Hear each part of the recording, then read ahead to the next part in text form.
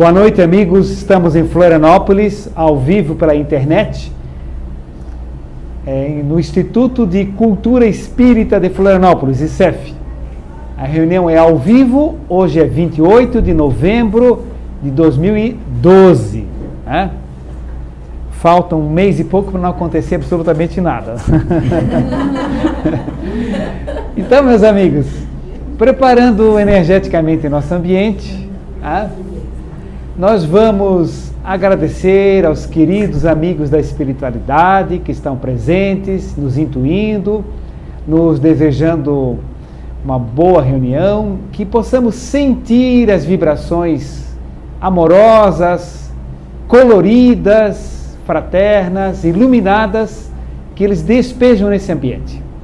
Possamos respirar essas energias, possamos senti-las, integrá-las conosco e formar uma egrégora de luz, de paz e de estudo. Está aberta a nossa reunião de estudos.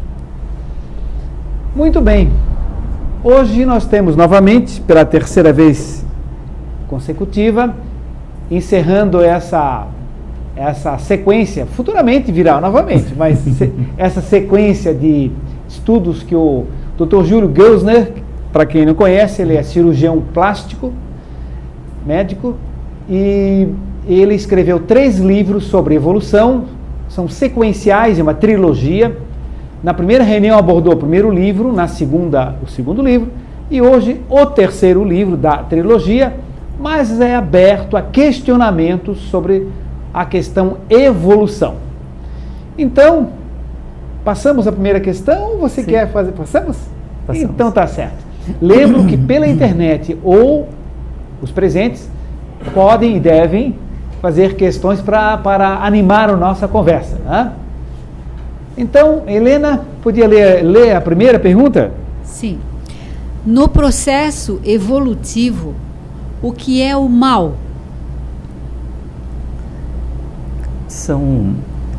Bom, primeiro boa noite a todos e agradecendo a oportunidade de estar aqui pela terceira vez consecutiva. E dando sequência, o bem e o mal é uma coisa que para nós precisa ficar bem claro. Por quê? Porque foi em função dele que foram criadas inúmeras fantasias dentro de religiões, dentro de seitas, de cultos, e ela tem uma função muito clara, uma origem muito clara, que fica muito fácil de perceber. E uma das coisas que, dentro desse conceito também, que os ateus gostam de bater nessa tecla, né, de dizer por que Deus criou o mal? Se existe um Deus, por que ele criou o mal? Então, essa é uma tecla que é muito batida, muito questionada e que, na verdade, a resposta é muito simples. Desde que nós tenhamos uma visão científica também da evolução. Então, deixando bem claro também que todas as vezes que nós estivermos conversando aqui nessa bem agradável conversa, os assuntos e a base vai ser científica. Ou seja, se nós estudarmos a evolução de um ponto de vista biológico, antropológico, arqueológico, enfim, vai estar essas respostas inseridas dentro dessas ciências que são comprovadas pelos estudos de fósseis e observações diretas. Mas enfim, agora a resposta. Dentro da nosso processo evolutivo, nós entramos e saímos de corpos constantemente. E como nós falamos na semana passada e na retrasada, nós evoluímos a partir de proteínas que se fecharam, retendo a eletricidade, uma diferença de potencial entre o meio interno e externo, e isso gerou vida física. E a interatividade dessa vida física gerou um psiquismo, que como é cumulativo, entrando e saindo de corpos, gerou o que é a nossa mente hoje. Então, nós somos seres reativos, ou seja, a decisão que nós tomamos em cada situação da nossa vida é em função dos arquivos, os dados, as informações mentais que nós viemos acumulando desde que iniciou-se a formação do nosso psiquismo, que nunca se perdeu. O que acontece é apenas uma separação entre a parte consciente que nós recebemos em cada encarnação e a parte inconsciente que é depositada dentro de um outro departamento, então chamado inconsciente, que também já foi estudado por Jung, Freud e tantos outros psicólogos e psiquiatras. Então, dentro desse processo evolutivo, entrando e saindo de corpos, o mesmo psiquismo, nós migramos de uma fase animal para uma fase humana. E dentro dessa migração para a fase humana, nós despertamos de uma forma mais consciente, a autoconsciência. Não que ela não exista nas fases anteriores, animais, instintivas, existe também, porque não existe saltos evolutivos. A gente vai fazendo um crescente evolutivo. Então, já tem o despertar de consciência desde fases anteriores à humana. Ou seja, o que é uma fase consciente? Eu sou fulano e eu me reconheço como sendo fulano. E um dos testes que era feito para comprovar isso, também um teste muito simples, fazia uma mancha branca com tinta ou alguma coisa assim no macaco, um chimpanzé independente, e colocava ele na frente do espelho. Então ele olhava a imagem dele no espelho. Então, quando ele via a mancha branca refletida, ele não colocava o dedo no espelho onde estava a mancha branca. Ele colocava nele onde estava a mancha branca. E isto é autoconsciência. A mancha está no meu corpo. Ou seja, existem N testes que demonstram isso, até em aves como galinha, enfim. Mas isto é um despertar, um início da consciência. E dentro da fase humana, nós temos uma consciência real, com análise, julgamento e decisões que deixam de ser instintivas para serem racionais. Então, dentro desse processo evolutivo, nós saímos, por exemplo, de animais domésticos, é a nossa última encarnação geralmente, não é 8 ou 80, mas geralmente, e então nós entramos dentro de uma fase humana. E animais domésticos por quê? Porque são os que estão mais próximos de receberem energias que os selvagens não recebem. Energias. Selvagens são animais. Animais selvagens, tá? Então, amor, ternura, compaixão, os animais domésticos recebem e desenvolvem canais de transmissão dessas energias, pelo simples fato de entrarem em contato com elas. Enquanto os animais selvagens, eles não desenvolvem esse tipo de energia, não estão em contato com isso. Então, eles são puramente instintivos. O automatismo é direcionado à sobrevivência. Um adendo.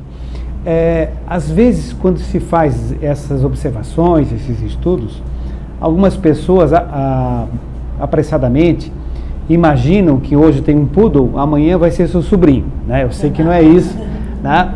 Mas então, para ficar bem claro que não há a menor possibilidade disso, é interessante comentar o seguinte: no Livro dos Espíritos tem uma pergunta 607A e 607B, 607, que coloca que a primeira encarnação na fase da humanização normalmente não é no planeta Terra. Até você comentou isso sobre vidas em outros planetas na reunião passada.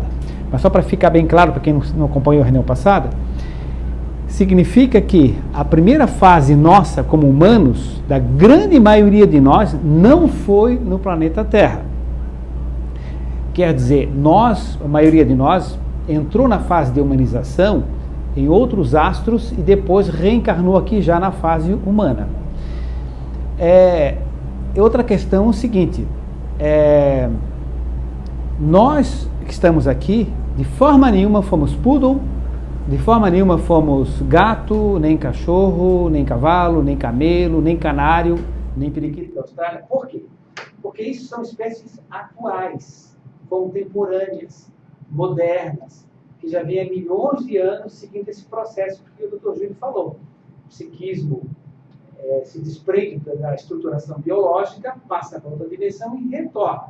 Desses animais modernos hoje, domésticos hoje, eles vêm vindo numa fileira de milhões de reencarnações, desde a fase lá das amebas, das células primitivas.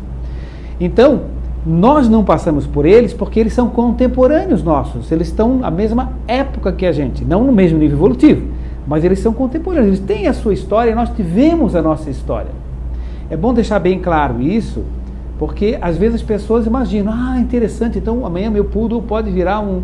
Não, é claro que vocês que estão aqui estudam mais, conosco, sabem disso, mas alguém que acessa a internet pode eventualmente fazer essa convulsão inicial. Então, se deixar bem claro esse aspecto, assim, né? Nós viemos sim de seres pré-humanos, mas não dos domésticos de hoje, que nós aqui não passamos por essa fieira aqui, tá? Pelo menos em regra geral. Tá? Só queria saber... Microfone para ela, senão o Carlos Lopes de São Lourenço, de Minas Gerais, diz que não consegue ver você aí sem microfone. Eu queria saber o seguinte, só uma dúvida aí surgiu, né? Em relação a esses animais domésticos, né, e os animais mais selvagens, né, que estão mais na parte de florestas, né? Em termos de evolução, teria alguma diferença entre eles? Porque esses animais mais domésticos são mais dóceis e tudo. Ele seria mais evoluído do que esses animais mais selvagens ou não? Sim, é justamente o que eu falei em relação à energia. Sempre vai ter que ter uma energia à frente para criar canais energéticos para dentro do próximo passo. É isso que faz com que os animais domésticos estejam mais próximos da encarnação humana.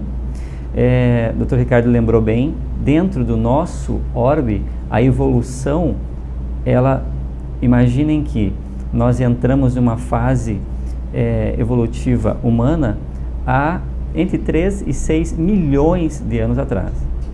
Então, os animais domésticos não poderiam estar relacionados a receber alguns tipos de energia, porque os próprios primatas humanos, ou seja, relacionados aos antigos humanos, eles não tinham essa energia para oferecer. E isso faz com que nós precisássemos de uma outra energia para nos desenvolvermos. E era por isso que acontecia de nós precisarmos outro orbe para desenvolvermos a fase humana, ou seja, imaginem que nós, em animais pré-históricos, precisávamos ir a um outro orbe para receber uma energia humanizada para depois vir para a Terra. Então, a evolução nossa, de quem está hoje humano, não passou por essa fase. Mas, os animais, os espíritos que vêm de outros orbes agora, para a fase humana, para a fase animal, eles já vêm para abrir esses canais de energia. Então, eles podem evoluir dentro do orbe terrestre, uma coisa que não acontecia. A Terra passa a ser um canal de evolução para dentro da fase humana, porque hoje nós temos uma aproximação muito grande com os espíritos que vestem corpos de animais inferiores, animais domésticos. Assim, antes de você fazer pergunta, só depois para a gente retomar aquela questão do bem e do mal, que estava muito interessante, que entrou por outro caminho. Claro. Mas sim, pode falar. Eu tenho uma dúvida quanto aos registros. O que fica registrado? É aquilo que a gente realmente aprendeu ou tudo que escuta? Porque tem coisa... às vezes eu estou num curso, uma palestra, mas não entendi muito bem uma questão. Aquela questão, então, fica no registro ou não? Só fica aquilo que é do meu entendimento? São dois tipos de registro. Nós temos um registro consciente, fixo numa memória atual, em que fica tudo. Tanto é que em terapias de regressão, isso, as pessoas conseguem retomar aquela informação, mesmo que não era uma informação consciente. Mas as nossas, até o rapaz na semana passada falou a palavra dom, que seria as nossas aptidões, as faculdades, as qualidades que nós desenvolvemos, elas são inconscientes. Então, elas, sim, o que nos faz sermos melhores na música, melhores em determinadas situações do dia a dia, isso são qualidades, faculdades e aptidões que nós desenvolvemos no processo evolutivo, mas inconsciente. Ou seja, nós não sabemos o que nós fizemos na vida passada para desenvolver isso. Mas os arquivos conscientes de memória, sim. E tem a memória atual, que a gente lembra o que a gente acabou de fazer, e a memória inconsciente, que é aquela que já está arquivada, mas num arquivo que já se tornou inconsciente também, mas que pode ser acessado. Pode-se também designar a mesma coisa por memória cerebral, que é a consciente, e memória extracerebral, aquela que o Ian Stevenson estuda lá. Memória extracerebral. Está vendo com a dona Nilza ainda há pouquinho ali o Dr. Ian Stevenson, né? Estamos vendo ali na livraria. Então, memória extracerebral, aquela memória que não está no cérebro. O que está no cérebro é consciente. Que você, como você disse, eu aprendi, né? Sim. Mas está no inconsciente algumas informações que poderão depois ser trabalhadas, desenvolvidas. Está no inconsciente, memória extracerebral. Quer voltar à questão do bem ou mal? Isso. Isso, bem perto do microfone, por favor. Sobre o bem ou mal, eu fiquei aqui numa dúvida sobre esse trecho. O ser só aqui. Essa energia é conhecida desde os mundos mais antigos, mesmo antes da vida no planeta Terra. Foi inicialmente denominada neste planeta com o termo Exu, já trazida da cultura de outros orbes. Aí essa energia seria esse mal? Não. Esse é um nome, eu vou explicar direitinho de uma forma que fique bem clara, mas aí entra um termo que é chamada dentro de rituais, de seitas, então foi citado isso para que fosse mais abrangente e já foi citado com outros sinônimos também para trazer essa informação. Mas eu vou explicar direitinho. A única coisa que eu vou, aqui como é um espaço de estudo, né? Então, uma das situações que Séforos coloca nessa trilogia é o fato de que, aqui como o senhor falou agora, mas nada é armazenado no cérebro físico. Essa é a informação que ele traz. Ou seja, o cérebro físico é única e exclusivamente computador de dados. Exatamente, um codificador. Então, o que acontece? Toda a informação que ele recebe, seja pelos sentidos, né, porque o corpo físico ele só consegue fazer isso, ele só consegue receber informações dos sentidos. Então, dependendo de qual seja, no tato, olfato, se ele é auditivo, visual, independente. Nós estamos isolados em um meio, mergulhados em um meio, e nós só conseguimos perceber os sentidos pelos sentidos físicos. Então, esses sentidos já se desenvolveram no corpo físico como um processo evolutivo, né? Então, a gente vê também por exemplo, a planária, o plateuminto, que tem ocelos, que são os primeiros que desenvolveram captação de luz. Não são olhos que vão estar se desenvolvendo. Ou seja, o corpo físico ele foi se ajustando, mas ele é específico para o plano físico. Ele foi desenhado para o plano físico. E o cérebro físico, ele compõe todas as informações, porque a gente não recebe um estímulo de cada vez, ou seja, não é só o visual. A gente pega o visual, o olfatório, o auditivo, o tato, e ele compõe uma informação. Então, ele recebe, ele compõe e ele transmite essa informação para a mente, que é extrafísica. Então, tanto é que eu dei o exemplo na semana passada que André Luiz já tinha desencarnado, o cérebro físico já tinha se degradado completamente há vários anos, e mesmo assim ele estava pensando e estava lembrando o que ele tinha de informações. Então, o cérebro físico ele só tem essa função de transmitir a informação para a mente. Como os seres que não têm nenhum neurônio, por exemplo, como eu também dei o exemplo, estou usando os mesmos exemplos para quem assistiu às 3 ficar claro. O paramécio, que é um protozoário unicelular, ele não tem um neurônio, porque ele é uma única célula, mas ele recebe estímulos, e esses estímulos ele transforma em informação psíquica, mental. Então, o processo de condução neuronal, ou seja, pelos neurônios, tocou, sente e recebe informação, fui tocado, isso é um aprimoramento da evolução. Mas os protozoários já tinham desenvolvimento de psiquismo sem neurônio nenhum. Então, o que acontece? O cérebro físico, ele codifica essa informação. Então, e ele transmite para a mente. Se nós desencarnarmos, não nos preocupemos com perda de informação, que ela toda vai estar arquivada. Só que é arquivada da mesma forma que está sendo agora, num departamento consciente e um departamento inconsciente. Então, da mesma forma, desencarnou, não vai lembrar de tudo que aconteceu em todas as vidas. Não existe mágica. Esse processo, ele é muito simples, ele é muito claro, ele é só um passo a mais. Dormiu e acordou, pensando exatamente como pensava, só que agora está vendo um outro plano e vai reagir a um outro plano. Existe uma ciência física que estuda os meios físicos, os fenômenos físicos, e existe uma ciência astral que estuda os fenômenos astrais.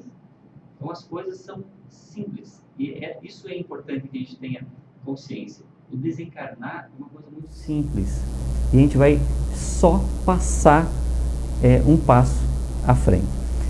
Mas voltando então ao bem e o mal, que foi a primeira pergunta que nós não respondi, é que eu gosto de certa forma, dar toda a base para que não fique só uma resposta bem objetiva, direta, que não acrescenta o que a gente acaba esquecendo. Então, dentro desse processo evolutivo, se nós vermos, por exemplo, assistimos um programa de televisão, National Geographic, ou o Globo Repórter, que passa na sexta-feira, enfim, a gente vê um animal, por exemplo, um leopardo, que ataca lá a sua presa e devora ela praticamente viva. Isso quando não é uns 4 ou 5, voa em cima e... Aí o que acontece?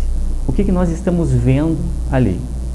Nós estamos vendo, primeiro, o leopardo, um ser que está dentro do seu instinto, que desenvolveu automatismos de preservação da espécie e autopreservação, que está tentando se manter vivo, se alimentando. Ou seja, é instintivo. Ele está tentando sobreviver e manter a sua prole. Do outro lado, o cervo. Ele tem um corpo físico e tem uma mente. Todos nós estamos o tempo todo sujeitos às reações ao meio. Então não é...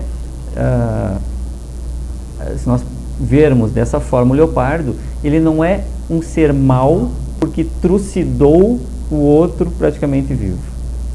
Ou seja, ele seguia o seu processo evolutivo. Ele reagiu conforme os dados mentais que ele trouxe até hoje. Mas dentro desse processo evolutivo, nós saímos do leopardo e entramos, por exemplo, eu estou dando esse exemplo, entramos no próximo, mas não é uma coisa assim, é um processo evolutivo de milhares de anos. Ascendemos então à próxima fase, um animal doméstico. Temos a espécie, por exemplo, dos cães.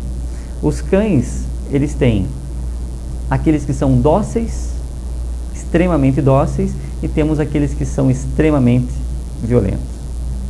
Então, saindo dessa fase, depois daquele tratamento do psiquismo para que se adentre a fase humana, que é a próxima fase, não vai mudar o psiquismo do ser. Mais uma vez, não muda, não tem salto evolutivo. Então, ninguém, assim como ninguém desencarna e vai ser bonzinho porque desencarnou, o cachorrinho que é extremamente violento, ele não vai ser bonzinho porque entrou na fase humana, ou seja, porque ele ascendeu à próxima fase. O que acontece? Ele leva aquele psiquismo evolutivo para a próxima fase. E dentro da próxima fase, ele vai reagir conforme reagia anteriormente. Uns mais agressivos, outros menos. Mas agressivos em que sentido? Reagindo aos seus automatismos, aos seus instintos. Ou seja, por que ele está fazendo aquilo? Porque ele quer se preservar. Dentro da fase humana, nós temos um outro ponto que é o ego. O que é o ego? É o instinto racionalizado. Ou seja, eu entrei nessa fase humana, acabei de entrar.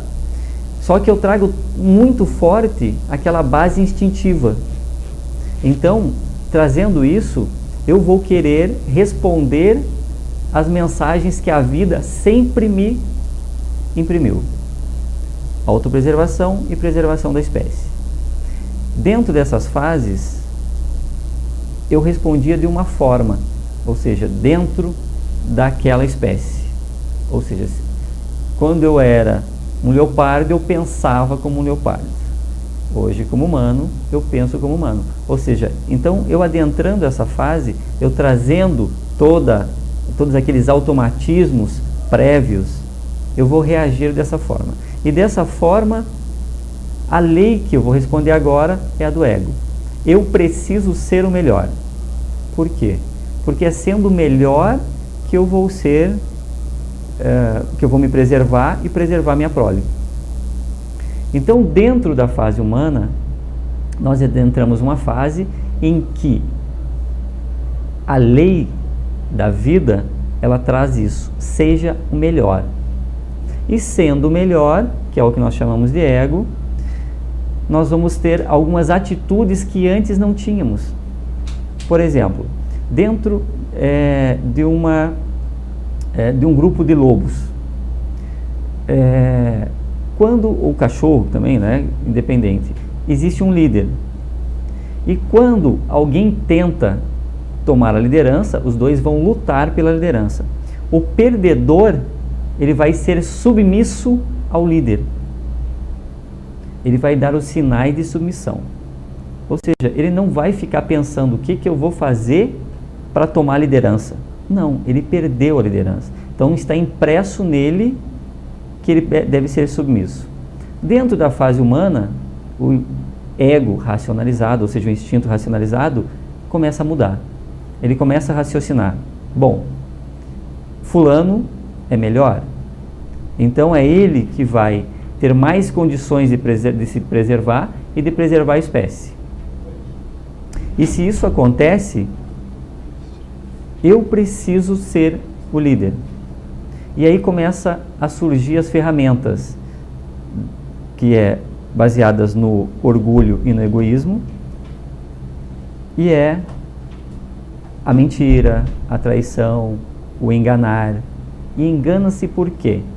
Porque quer ser o melhor. Está respondendo a uma mensagem evolutiva, instintiva. E dentro desse processo nós começamos a...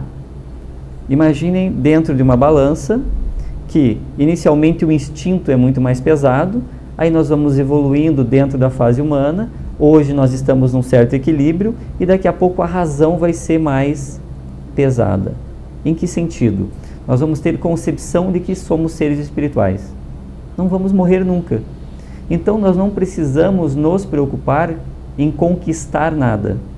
Nós fazemos parte de uma engrenagem perfeita, evolutiva, em que, sem acomodação, nós podemos acompanhar o processo evolutivo com o nosso trabalho, sem tentar fazer mal a outro, sem conquistar o espaço do outro.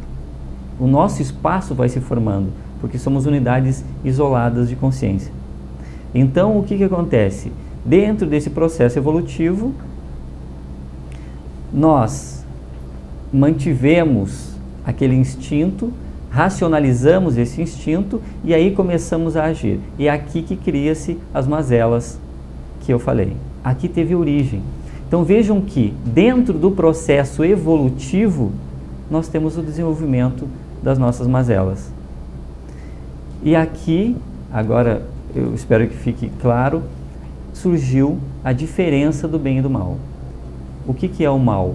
É quando alguém faz mal ao outro. Mas por que fez mal ao outro? Respondendo a um estímulo de autopreservação e preservação da espécie. Então, não foi Deus que criou o mal. O mal faz parte da evolução. Na verdade, o mal é um conceito que não deveria existir. Por quê? Porque não existe o bem e o mal. Existe um processo evolutivo que às vezes geram escolhas equivocadas, mas contra quem? Contra nós mesmos. Porque, repetindo, ninguém faz mal a outro alguém, mesmo que esse alguém, mesmo que queira fazer, salvo se esse alguém tiver uma energia compatível para passar por aquela situação. Então, eu preciso saber, assim, ficou claro onde surgiu o bem e o mal? Vamos ver algumas questões. O microfone está lá, dona Neuza? Está lá, passando lá. Primeiro ela, depois logo em seguida vocês, tá? Boa noite. Doutor Júlio, o senhor acabou de afirmar que não existe o bem e o mal. E o bonito e o feio existe se um é paradigma do outro? Desculpa, eu não ouvi. Deu para ouvir bem. O senhor afirmou... Tá. O senhor afirmou que não existe o bem e o mal. E eu pergunto, o belo e o feio existe? Se um é paradigma do outro? Essa é uma questão que dependendo do ponto de vista de cada um. Vou dar um exemplo. Para nós, uma cicatriz no rosto, que forma uma coisa chamada queloide, uma cicatriz hipertrófica, é feia. Em tribos africanas, eles criam cicatrizes no rosto, eles mesmos, como se fossem tatuagens, demonstrando sinais, às vezes, de segurança, de força, enfim, mas são direcionamentos, são pontos de vista. Por isso que muda de uma pessoa para outra. Dependendo do meu processo evolutivo, dependendo dos arquivos mentais que eu trago, eu vou achar uma coisa bonita ou uma coisa feia. E isso faz com que pessoas, como todos nós aqui, uns gostem da cor azul, outros da vermelha. Então, o fato de gostar de uma cor ou outra, ela é referência ao processo evolutivo. Ou seja, a somatória de tudo nos faz ter uma visão mais agradável de uma do que da outra. Eu não colocaria... falo em ato, eu não falo em coisa, eu falo em ato. Quando eu lhe perguntei, subjetivamente que seria no plano espiritual. Sim. Essa é a resposta que eu... O belo e o feio, e o mal e o bom, são paradigmas. Antes de você responder a ela... Por exemplo, um ato, cometer um ato. Ele pode ser um ato, uma ação. Não se trata de um corpo, uma cicatriz. Eu falo subjetivamente o espírito. Antes de ele entrar nessa questão, eu gostaria de aproveitar para dizer o seguinte. Os corpos biológicos dos seres, eles vêm com o processo evolutivo. Eu sei que a questão é mais ou menos outra, mas já que houve essa compreensão da resposta, da pergunta, queria aproveitar para dizer o seguinte. Os corpos dos animais primitivos e os animais hoje, eles são animais mais belos. Não há como comparar uma ave de hoje em dia com uma ave da pré-história. Não dá para comparar a delicadeza não dá para comparar a delicadeza de um beija-flor, por exemplo, com um pterodáctilo, certo? Não dá para comparar a beleza, a singeleza de flores que nós vivemos hoje em dia com essas flores da época pré-história, né? E assim não só as aves, com os mamíferos, até o organismo biológico humano grotesco que era do homem da caverna e de hoje em dia, né? Tanto masculino quanto feminino, ele é de um muito mais belo, sem dúvida alguma.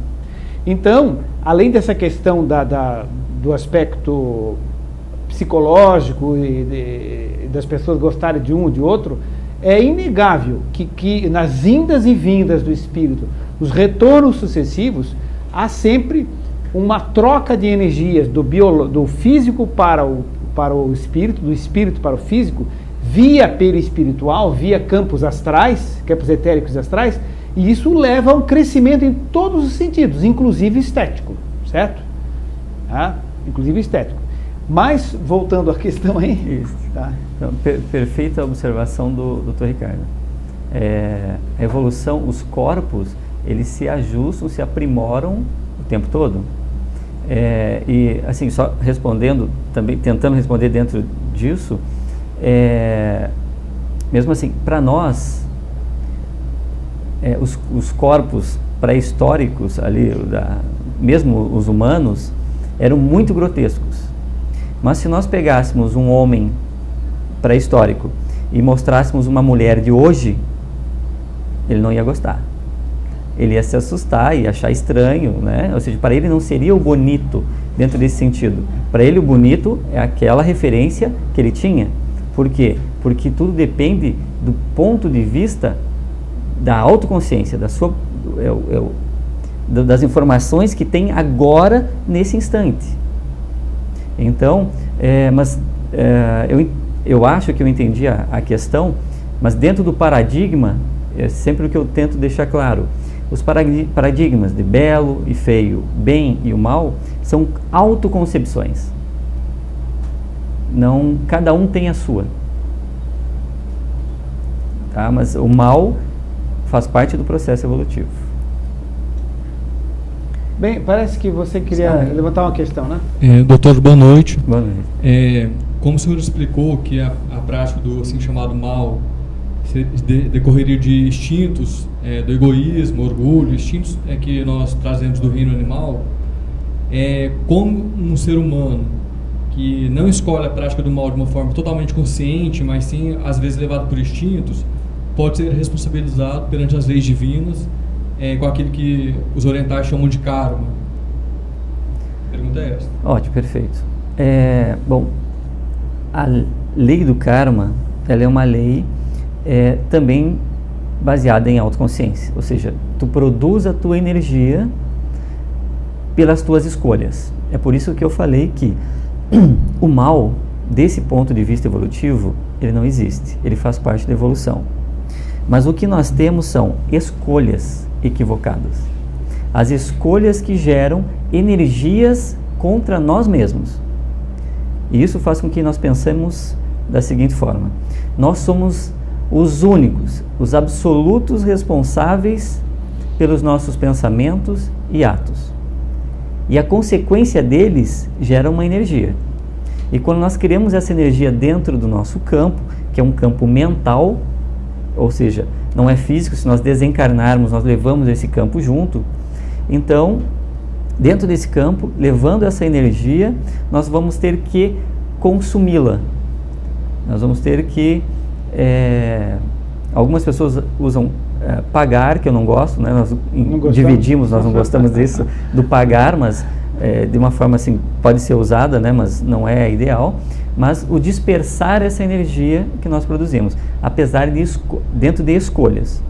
Então veja bem, eu também vou rapidamente, mas nós falamos na semana passada, quando eu crio uma energia, por exemplo, eu assaltei alguém numa vida passada, eu criei dentro do meu campo uma energia de propensão ao roubo. Quando eu desencarno, eu saio daquela, eu levo junto. Então eu entrei numa outra vida. Então eu estou carregando uma energia que funciona como um imã de propensão a ser assaltado. Então, quando eu for assaltado, eu vou dispersar essa energia. Eu estou dando um exemplo grosseiro de 8 ou 80, mas como a gente viu também, não precisa ser assaltado para quitar essa energia. É importante esse detalhe. Se eu reverter a situação com boas energias, eu vou consumi-la sem necessitar de passar por ela. Tá? Mas então o que acontece? Dentro desse bem e o mal, eu tenho escolhas que eu tomo em função do ego. Veja bem, o psiquismo biológico, ele está na mente. São os dados que eu tenho. E ele me impulsiona a certas atitudes. Por exemplo, dentro do querer ser o melhor, numa pesquisa de emprego, tá eu e uma outra pessoa, aí a pessoa pode dizer assim, olha, não contrata ele não, me contrata, porque ele já fez algumas besteiras aí. Entendeu? O que eu estou fazendo?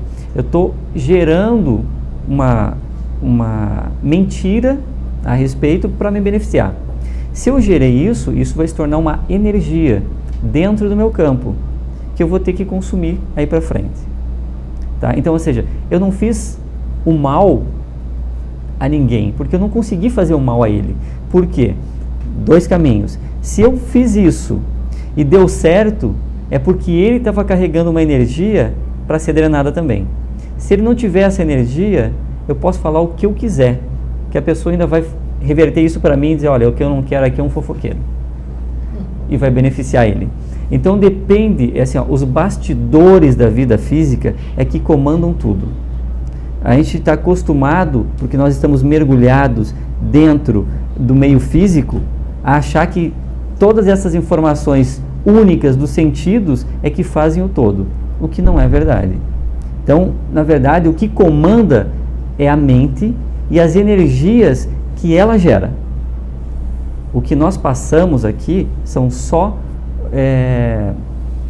o produto final. Se nós estivermos assistindo uma peça teatral, a gente está assistindo na vida física só o que está aparecendo para nós das cortinas para cá. Os bastidores, que é a vida extrafísica, a gente não está vendo nada, a gente não sabe o que está acontecendo lá atrás. Tá? Então, assim que funciona. Os nossos olhos físicos são muito restritos. A gente só vê algumas coisas, frestas. O que realmente acontece está bem para frente do que a gente vai aprender a ver. Bem, seguimos. Quando da internet vai alguma questão, vocês avisam, né? O desenvolvimento moral pode ser enquadrado no processo evolutivo da ciência? Sim, em parte foi o que nós já conversamos aqui. Desenvolvimento moral por quê? Qual seria o conceito de um desenvolvimento moral?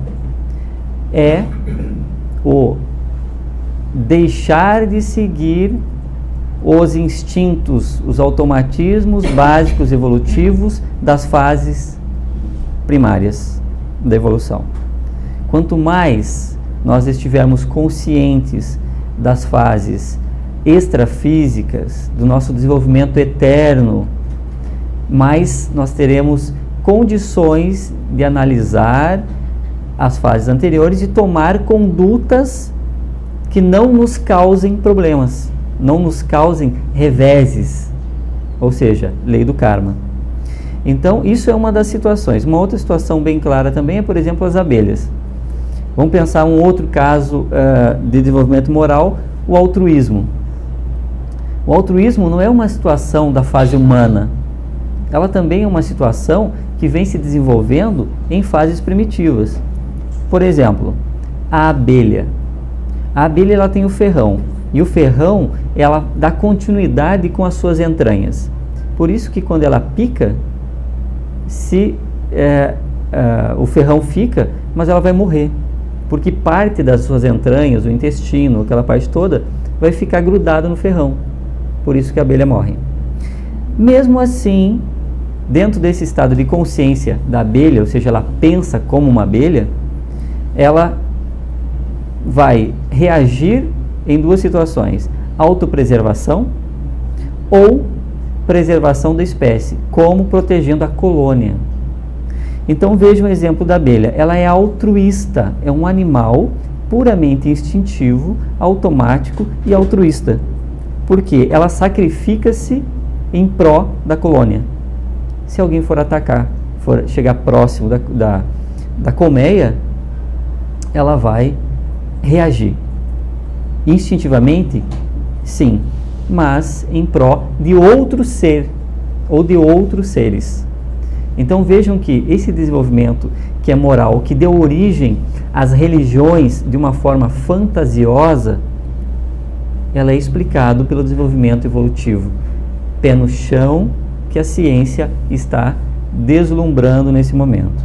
Então, o pecado, o que é o pecado? Fez mal. Fez mal a quem? Dentro de uma engrenagem perfeita em que nós fazemos parte, não tem lugar para pecado, porque a gente não vai fazer mal a outra pessoa, nós fazemos mal a nós mesmos. Todas as nossas ações são única e exclusivamente responsabilidade nossa, e todas as consequências também são nossas. Nós não vamos gerar o mal a outra pessoa e nem que quisermos. Então nós não temos que tomar cuidado com alguns termos que assustaram, que a intenção era assustar as pessoas no passado. Convém até lembrar o sentido de karma correto dentro da nossa filosofia, porque se pegarmos a origem da palavra karma, ela não tem nada a ver com pagar dívida, nada. A palavra karma significa ação. Desculpa, às vezes eu olho para lá porque a câmera está lá, viu? Tá? Mas é que também assim, é uma novidade, a câmera é muito bonita, mas a gente está respondendo para você e tem que olhar para lá. Então vamos dividir um pouquinho. Então o seguinte, a palavra karma significa ação, certo? Ação. Ação em sânscrito, a palavra karma significa ação. Então o que é a karma? Karma é ação que a pessoa tem que desenvolver para superar um problema que ela tem. Então vou dar um exemplo bem simplório, assim, bem simplório. A pessoa diz assim: doutor Ricardo, meu karma é minha sogra. Por quê? Porque minha sogra é terrível e tal, tal. Eu disse: olha, entenda que a ação que você tem que desenvolver é superar a dificuldade da sua sogra com você e de você com sua sogra. Passar a estimá-la, a amá-la, a compreendê-la, a respeitá-la e cativar dela o carinho com relação a você. Este é o seu karma. Você tem que superar esta dificuldade, certo? Tem que superar essa dificuldade. Então, não é sofrer com o problema da sogra, é superar o problema. Então, nesse sentido, o que é karma? Não é verdade? Perfeito, perfeito. É a ação que você faz. Justamente por isso, há 5.000 anos, eles já sabiam, os hindus já sabiam que o karma é exatamente isso que nós conversamos aqui. É a ação sua em relação ao meio. Independente da ação contra outro, mas é a ação que você toma. É o seu ponto de vista de achar o feio ou bonito, de você achar o ruim ou bom, o mal e o bem. Então, tudo isso é o seu estado mental. Então, assim como outras fantasias que foram criadas dentro disso, que é o céu e o inferno. Então, assim, isso também não muda. E isso entra também dentro daquela situação que eu falei, da simplicidade da evolução entre os planos. O céu e o inferno existem em todos os planos. É um estado mental. Se você está bem contigo mesmo, você está no céu aqui, no plano físico. Ou seja, esse é o seu céu. Quando você desencarnar, você vai continuar no seu céu. Ou seja, aqui céu é também uma figura ilustrativa. Por quê? Porque quando ela foi criada, era para localizar um lugar inacessível. Então, é o céu. Por quê? Porque ninguém chegava no céu. Aí agora já chegaram na Lua, então o céu já não pode ser bem, tem que ser o plano extrafísico. Eu tenho certeza, quando desencarnar eu vou para o céu. Centro Espírita do Umbral. Exatamente. Tá? E o inferno é a mesma coisa. Aí o inferno é a mesma coisa. Se tu está num plano, se tu está num estado mental negativo, já está no teu inferno. Ninguém precisa te mandar para o inferno. Tu já está no inferno, né? Então, a hora que desencarnar, só vai continuar nele. Então, não esperem, por exemplo, o Dr. Ricardo deu o exemplo com a sogra. Então, não espera desencarnar para corrigir esse desequilíbrio. Por quê? Porque se você está no céu, ou melhor, se você está no inferno por causa da sogra, o problema é seu.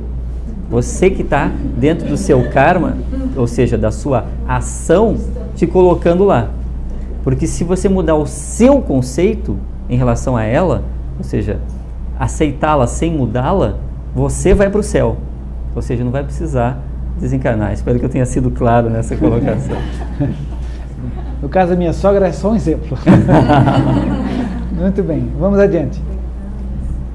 Afinal, quem somos nós na visão do processo evolutivo transcendental? Bom, eu acho que nessa altura do campeonato, já na terceira semana, eu acho que para a maioria já está claro que nós somos seres eternos e que nós reagimos, o que nós pensamos, as nossas decisões, as nossas condutas, as nossas escolhas são todas montadas pela análise de dados que nós tivemos desde a nossa primeira encarnação, desde que o nosso psiquismo começou a ser formado. Então imaginem assim, quando nós tomamos uma decisão, tomamos um pensamento, na verdade nós estamos acessando departamentos inconsciente e consciente.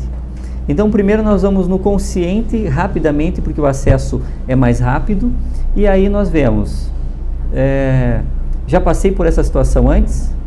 Sim ou não? E dentro desse sim ou não, como foi? Foi confortável ou foi uma situação negativa? Então eu já vou ter uma primeira resposta, qual é a conduta que eu devo tomar? Uma conduta consciente. Consciente quer dizer, vestindo essa personalidade Júlio, as experiências que eu tive vestindo essa personalidade, o que me trouxeram? Mas saindo disso, nós entramos no acesso inconsciente, ou seja, todas aquelas vidas anteriores e dentro delas um produto, um resultado final que nos direciona à conduta que nós vamos tomar. Então, por exemplo, vou dar um exemplo bem grosseiro aqui, até digamos que eu pisei 10 vezes num prego e dessas 10 vezes 7 eu morri de tétano. A hora que eu ver um prego, eu já, não posso pisar no prego. Mas nenhuma delas eu vivi nessa vida. Então eu não tenho esse acesso para dizer assim, mas essa eu nunca pisei num prego. Mesmo assim eu sei que eu não posso pisar num prego. E isso a gente vê, tem estudos sobre isso também, de consciências prévias na infância. Então, por exemplo, fizeram testes com algumas coisas assim relacionadas a automatismos em crianças. Em crianças em fase de 3 anos de idade, mais ou menos, entre 2 e 3 anos de idade. Então, colocavam simuladores como se fosse... vou dar um exemplo de pregos, não eram pregos, né? Mas como se fosse pregos de borracha.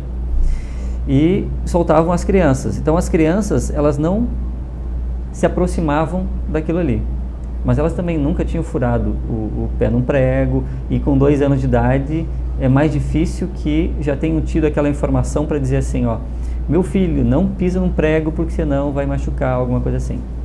Eles geraram aquela informação prévia de que aquilo era um problema. E isso faz com que nós, de uma forma mais grosseira, vemos que as crianças de hoje são mais evoluídas intelectualmente do que se compararmos com nós primeiro, principalmente. Então a gente vai ver que as crianças são mais ágeis intelectualmente. Por quê? Porque elas têm uma bagagem mental maior. Apesar que existe os cientistas dentro dessa área que é da psicologia, eles não conseguem fazer correlatos assim, tudo bem, nós achamos que mas não tem como provar. Por quê? Pelos níveis evolutivos diferentes. Uma criança tem uma bagagem, a outra criança tem outra. Então, uma delas pode achar e pisar no prego. Por quê? Porque o arsenal de conhecimento que ela tinha não foi suficiente para bloquear isso, enquanto que outras Então, dentro desses estudos científicos é mais difícil para direcionar e dizer realmente as crianças de hoje são mais desenvolvidas. Mas para quem tem filhos, sabe que se compararmos nós com eles, nós ficamos para trás há um tempinho. Muito bem. Tem uma questão? Não. Tem um senhor aqui. Muito bem. Então vamos lá. Microfone para ele. Eu gostaria de saber se a evolução de uma encarnação para outra, ela se restringe somente à parte da evolução moral, ou se também necessariamente implica numa evolução cognitiva, numa evolução intelectual, porque dependendo do meio em que se nasçam, dos pais que se nasçam, né,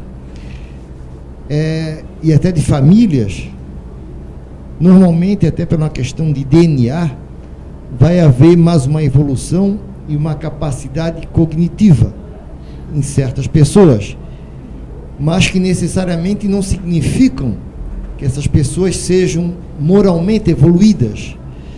Então eu pergunto, aí que vem a pergunta, uma pessoa, um espírito, que em uma encarnação anterior tenha sido uma pessoa cognitivamente, intelectualmente muito inteligente,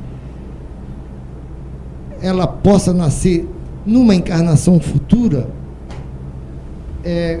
com um QI um pouco menor e uma capacidade cognitiva reduzida? Na realidade, na questão dele tem umas 4, 5 questões, né, para a gente poder... São bem interessantes, mas tem a questão do DNA, tem várias questões que a gente pode abordar ali. Então vamos lá. Muito boa pergunta. Aqui nós temos que lembrar, aqui nós temos que envolver primeiro duas situações, um desenvolvimento físico e um desenvolvimento espiritual. Então, dentro do desenvolvimento físico, ele é completamente direcionado, organizado pelo DNA. Sempre. O DNA que coordena todo o nosso desenvolvimento físico e as reações bioquímicas do nosso corpo. Tá? Então, por isso que os cientistas conseguem decifrar ele em vários sentidos e direcionar.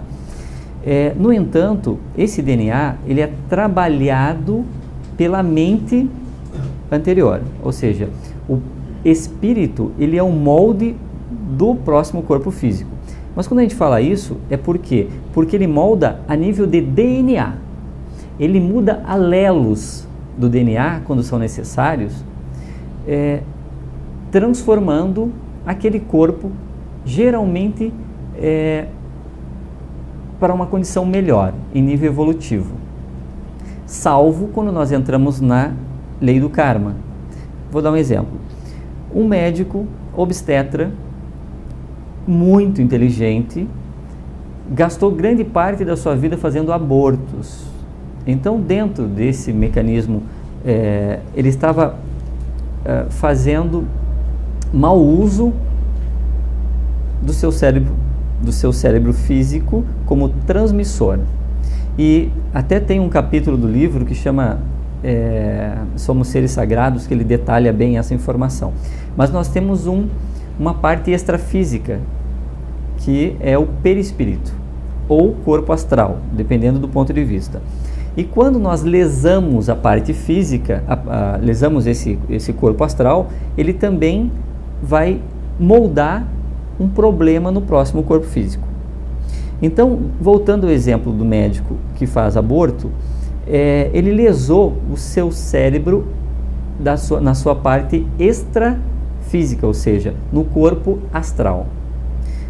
Na próxima encarnação, ele pode nascer com deficiências, com restrições nessa linha de transmissão de informações. Então, nós temos... Eu vou dar um outro exemplo rapidamente antes disso. Uma pessoa suicida-se e ela, com um tiro na cabeça, ela lesa o seu cérebro físico com o tiro, mas a nível de corpo espiritual, corpo astral, ela lesa o seu molde. Então, na próxima encarnação, ela pode nascer anencéfalo, com hidrocefalia, ou seja, com problemas relacionados a isso. Então, o processo cognitivo de percepção e inteligência, ele acontece o mesmo processo, ou seja, restringe a capacidade mental. Mas restringe em que parte? No corpo físico, porque ele foi moldado a nível de DNA, não a nível mental. Então, o espírito, ele pensa normalmente como pensava antes. O espírito, a parte mental. Só que ele tem dentro da sua personalidade consciente restrição de informações. Inclusive, o seguinte, os próprios DNAs que são coordenados pelo corpo energético, né, pelos corpos energéticos todos, eles também sofrem um outro processo que chama-se penetração genética, ou penetrância genética, ou expressividade genética. O que é expressividade genética ou penetrância genética? É a capacidade que um gene tem de expressar, ou de penetrar, de expressar mais intensamente uma qualidade ou um defeito, ou expressar muito murchamente aquele defeito, ou aquela característica. Então, as matrizes energéticas do perispírito, os campos de vibração, criam frequências vibratórias, irradiam para aquilo que ele fez, para aquilo que ele agiu, que ele já construiu ou destruiu. Então, ele traz nas suas matrizes espirituais vibrações, frequências que vão ou bloquear ou acelerar a penetrância genética daqueles genes. Sim? Independente da inteligência, então, né? Sim, independente da inteligência. Então, isso é um processo automático, certo? O indivíduo agiu daquela forma. Por exemplo, o exemplo que ele deu aqui do médico que fazia abortos, né? Então, o que aconteceu? Esse médico que fazia abortos, por exemplo, ele eu não consigo olhar para lá, não tem jeito, tem que olhar para você. A próxima bota no meio aqui. Tá, eu fiquei sem graça, desculpa. Mas então é o seguinte, até me fugiu o raciocínio. Como é que era dizer? Então, aquele médico que fazia abortos, por exemplo, ele criou aquele campo energético e isso vai gerar esse bloqueio no próprio DNA. Tá? Então, os DNAs, primeiramente, embora sejam presentes, por exemplo, devia ter um gene M minúsculo para miopia, certo? Do pai e da mãe, dos dois, herdou os dois. Mas ele tem uma miopia muito discreta. E outro herdou o mesmo gene MM minúsculo para miopia e tem uma miopia que ele quase não enxerga nada. Porque está no histórico energético dele aquela situação. O outro não está no histórico energético. Aquela miopia dele não vai atrapalhar em nada a vida dele. Certo? Não é castigo, não é punição, não é apagar, não. É consequência automática da lei de ação e reação. Então o DNA existe, todo o nosso raciocínio espírita é sempre dele, todo mundo que estuda a doutrina espírita é baseado no DNA, só que existe esse controle, esse bloqueio, essa estimulação das energias, e além do que o seguinte, você veja só, quando um óvulo está presente ali, são 300 milhões de espermatozoides, com 300 milhões de mutações, translocações, modificações genéticas, com N opções. Mas um só vai fecundar. Quem é que vai fecundar? Não é o mais apto, nem o mais veloz, às vezes até o pior. Porque aquele que energeticamente tem o magnetismo que vibra na frequência do espírito que está ligado ao óvulo já, desde a osfera do ovário já, que solta o óvulozinho, está ali já ligado. Cria um campo vibracional, cria um campo de energia, magneticamente atrai exatamente aquele DNA, aquele conjunto de milhões de DNAs dos genes que espelha o seu nível energético. Então, para dar uma ideia da questão, não sei se ficou claro ou se alguém gostaria de algum detalhe, até você depois completa. Assim, só para deixar sim, claro, sim. Né, então, dentro desse processo evolutivo não há regressão. Ou seja, o espírito sempre está evoluindo e sempre vai ser melhor do que era antes. O fato dele vestir um corpo deficiente é consequência, mas o espírito em si não evolui. Ele está sempre em evolução. A hora que ele deixar aquele corpo físico deficiente que restringia ele na inteligência ou nos movimentos, independente, ele vai sair livre para uma próxima encarnação e levando o que já tinha, mais o que aprendeu nessa encarnação, mesmo dentro das suas deficiências e restrições.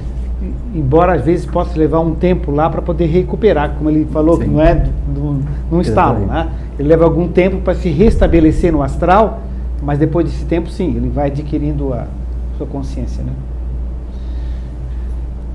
Bem, vamos adiante. Mas o pessoal, quando quiserem levantar outra questão, é interessante, né? Porque uma coisa puxa a outra. O bom é justamente essa conversa, né? Ela que... Das questões aqui seria a última, né? Poderia fortalecer os conceitos de inteligência e razão? Só um instantinho só, Lena. Sim. Antes dessa pergunta, parece que você quer fazer uma questão. Ela está... Não, tem um conceito que a gente ouve muito, que a gente precisa do equilíbrio das duas asas para evoluir, que seria a sabedoria e o amor, né? Então, acho que as duas coisas a gente, em cada encarnação, vai desenvolvendo, né? Às vezes pode, por esses motivos anteriores, ter uma encarnação em que a inteligência está mesmo ali destruída, não sei se seria esse o termo. Antes dele responder, só um adendo. Eu prefiro, em vez de dizer amor, uma asa e sabedoria outra, amor e inteligência, porque sábio não é o cientista, não é o indivíduo culto. Sábio é o indivíduo que age com inteligência e com amor. Com amor. Ou com amor e com inteligência. Isto é sabedoria. Então, seria uma asa da inteligência e do amor, basicamente. Questão de nome, mas dá uma ideia um pouco diferente, assim, né? Mas então... Quer concluir?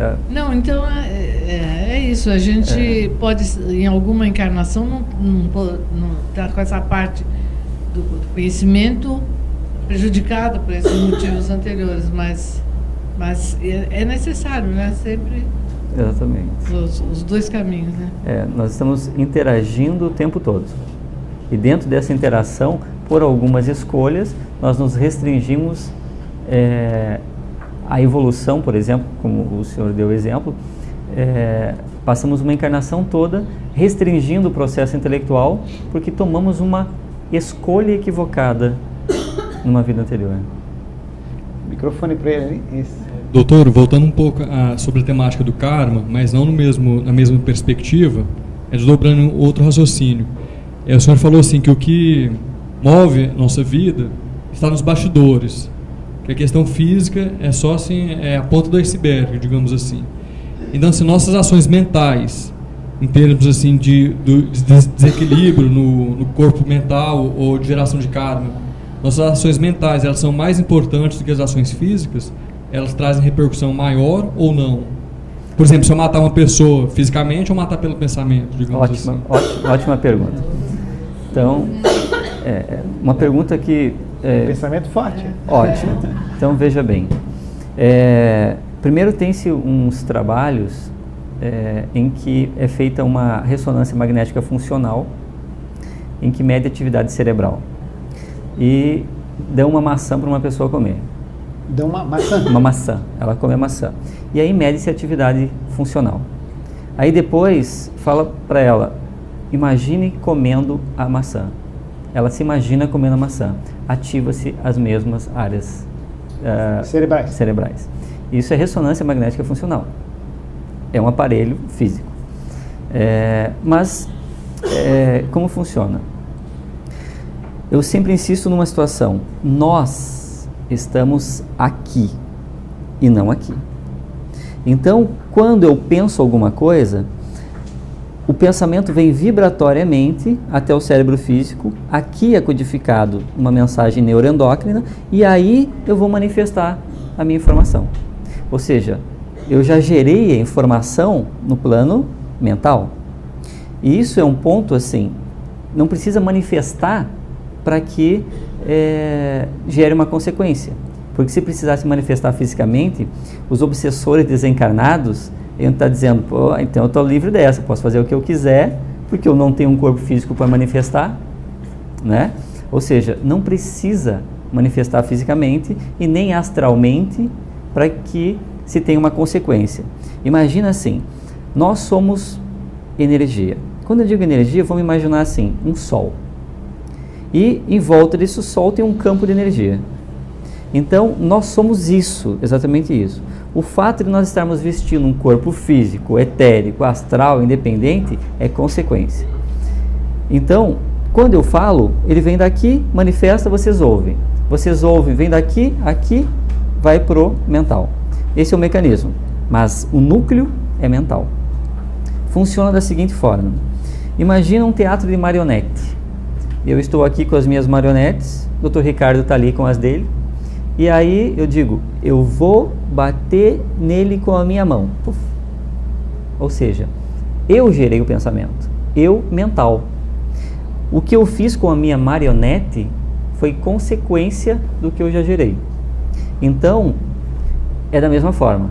O corpo físico, o corpo mental é quem originou o pensamento, eu vou fazer isso, e o corpo físico, ele só executou.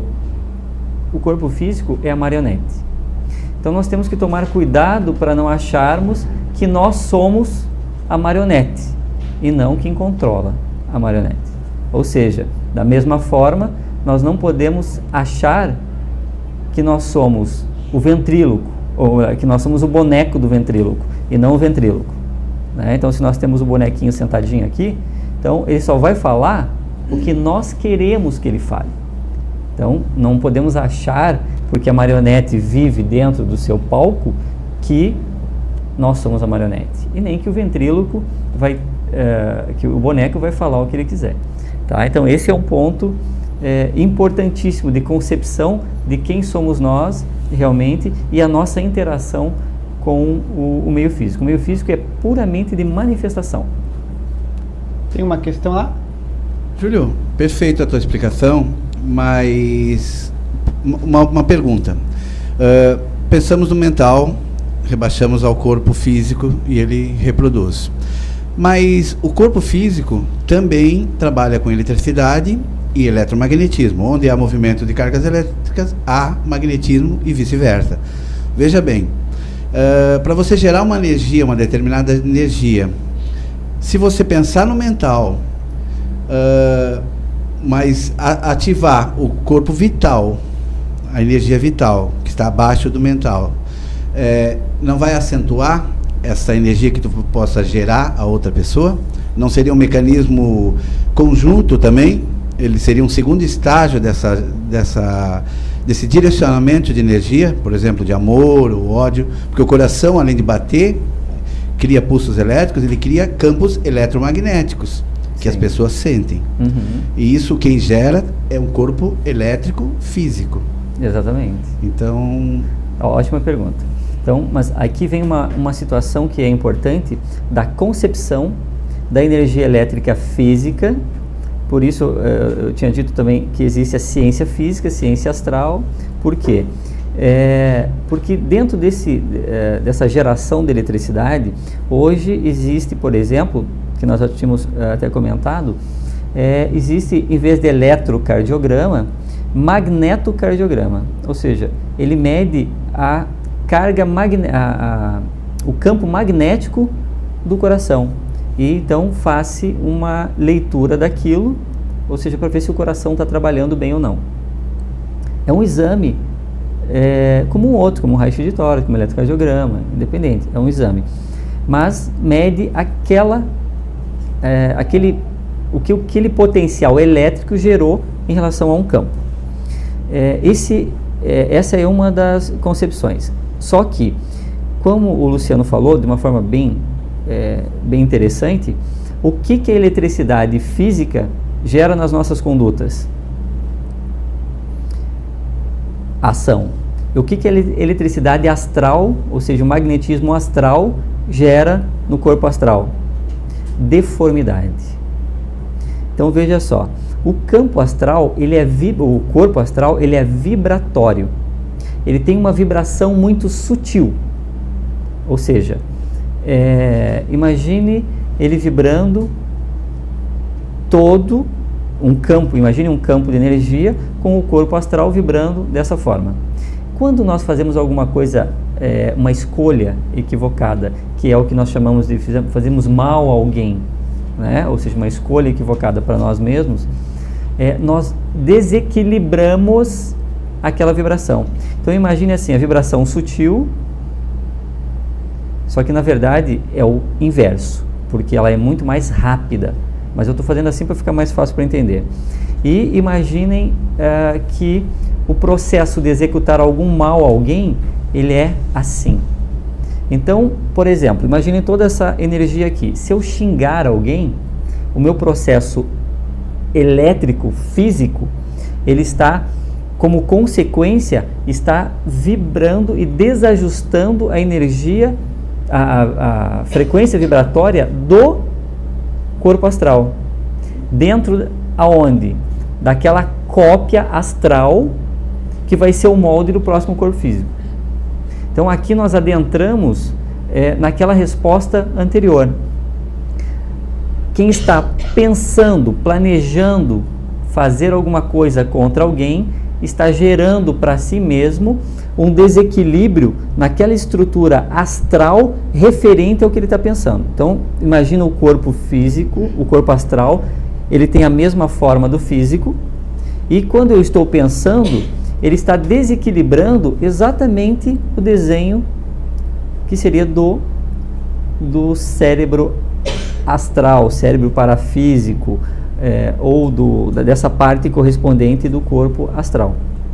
Então ela desequilibra o molde. Então, de uma forma, assim, só respondendo, o que acontece? Nós, quando pensamos alguma coisa, nós fazemos assim, ó, a energia toda desce, nos lava daquele pensamento e volta. Só nessa descida, ela desequilibra o que tem para desequilibrar, ou reequilibra o que tem para reequilibrar, se nós estivermos em um estado de meditação, de oração, independente do que seja.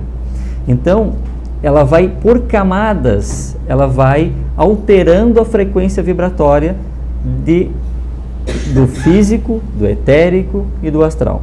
Uma coisa bem simples e prática, algo que nos complica energeticamente muito é a reclamação.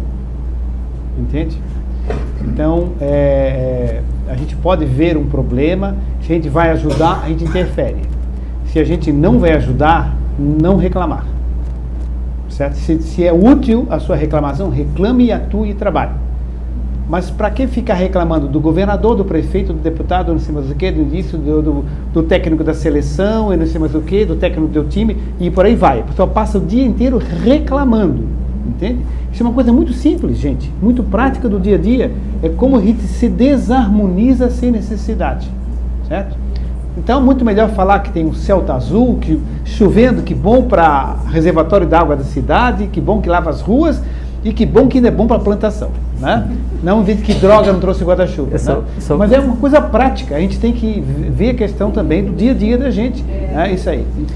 E só lembrando que essas energias, elas são depositadas dentro do nosso campo, e depois, como elas têm uma densidade diferente da vibração do corpo astral, elas vão descendo até o corpo físico e vão somatizar na forma de doença. E todos os desequilíbrios que nós temos no corpo físico, todos os desequilíbrios do corpo físico são mentais, têm origem mental. Então, a cárie dentária, por exemplo, eu vou dar um exemplo, fazer uma associação rapidamente aqui. O Dr. Ricardo falou a reclamação. Quando nós reclamamos, nós estamos alterando o campo vibratório, a frequência vibratória da área correspondente à boca. Então isso, dependendo do que nós estamos fazendo, pode nos gerar processos inflamatórios bucais, aftas, né? As amidalites, faringites, até o câncer de boca. Então depende de nós. Ninguém fez mal para nós, ninguém colocou aquilo. Nós somos responsáveis pelos nossos próprios, pelas as consequências dos nossos próprios atos. A senhora queria fazer, já faz um tempinho que ela quer fazer uma pergunta. Isso. Falando em mente, tá bom assim? Falando em mente, em ciências mentais, tem o princípio: pensou, criou. E uma vez pensado e criado, passa a vibrar. E essa vibração, por exemplo, o senhor pensou que vai criar uma máquina com todas as suas técnicas, né? Mas não executou. Qualquer mente que entre na mesma vibração poderá captar o seu projeto e executá-la. O senhor não tem direito de reclamar Exatamente. a autoria. Embora tenha sido o seu pensamento que criou. Tudo que pensamos, mal ou bom, fica criado e vibra. Tá certo. Exatamente. É curto. Exatamente. Tanto é que dentro dos trabalhos mediúnicos, ou não, dentro, clarividentes, independente de onde esteja, quando conseguem acessar o campo vibratório de alguém, podem ver formas de pensamento, ou seja, imagens de pessoas, imagens de fatos, imagens, enfim, eles conseguem acessar o que a mente gerou dentro do campo. Então, pelo simples pensamento, não precisava executar tal situação, né? Eu posso consultar só uma... Sim. Khalil Gibran, ele escreveu sobre a beleza e a feiura no seu livro. E ele caracterizava assim: duas moças foram banhar-se. A bela deixou a roupa, né? E a feiura também deixou. A feiura, muito esperta, saiu mais cedo e pegou as vestes da beleza e saiu mundo afora. E a beleza ficou como as vestes da feiura. E assim até hoje nem toda pessoa bela por fora é bela no seu interior. Não é o exterior. Por isso é que eu disse ao senhor se é belo ou feio. Eu até daria um passo além. Eu diria assim, a metáfora foi bem interessante, mas a sua correspondência é importante.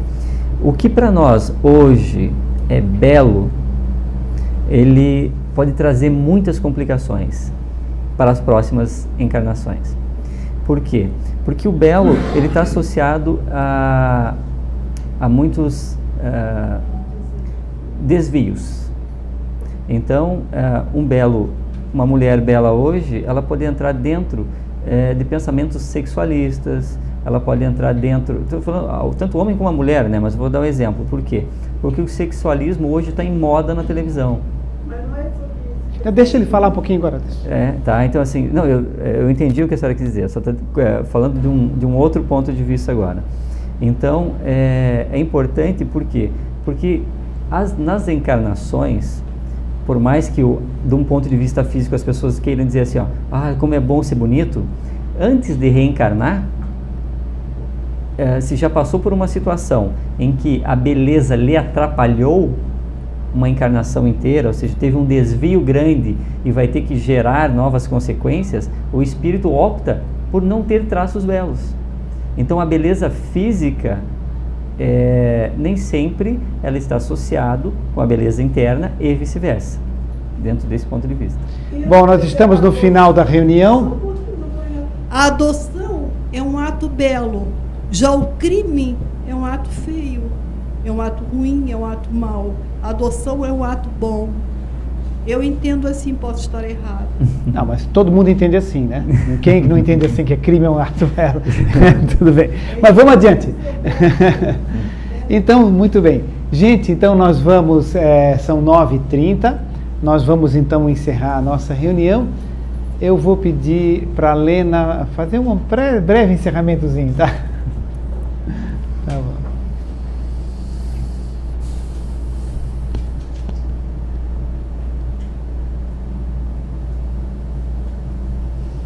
Hoje saímos daqui com a mente repleta de questionamentos, e isso é bom. Nos faz pensar, exercitar a inteligência, que já temos essa possibilidade conosco. Que nós possamos, diante de tudo que ouvimos, percebemos, que nós possamos fazer uso dessa inteligência, dessa capacidade tão bela. E que nós, junto com isto, elevemos sempre o nosso pensamento a Deus, o Pai Maior, a Jesus, o nosso Mestre, agradecendo todas as oportunidades, a vida, a alegria, a amizade. Que essa paz, essa harmonia possa ficar conosco. Que assim seja. Ok. Lembrando todo mundo, domingo que vem tem não só o nosso almoço de massas, como vai ter um bazar lá interessantíssimo em Brechó também, tá? Tem até vestido de baile, de festa, vai ter lá também. Tá?